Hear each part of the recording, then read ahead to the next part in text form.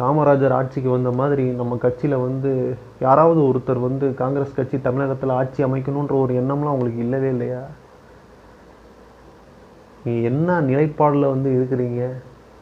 தயவுசெய்து கேஎஸ் அழகிரி அவர்களை வந்து கட்சியை அவர்கிட்ட விட்டுட்டு நம்ம கார்த்திக் சிதம்பரம் போன்ற ஒரு வல்லவர்கள்ட்ட கொடுக்கணும்.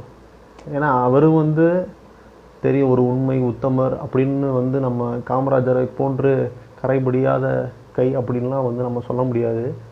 பட் வந்து கட்சியில் வந்து பல்வேறு நடவடிக்கைகள் எடுத்து முன்னேற்றக்கூடிய அளவுக்கு தகுதியும் திறமையும் வாய்ந்த ஒருவர்.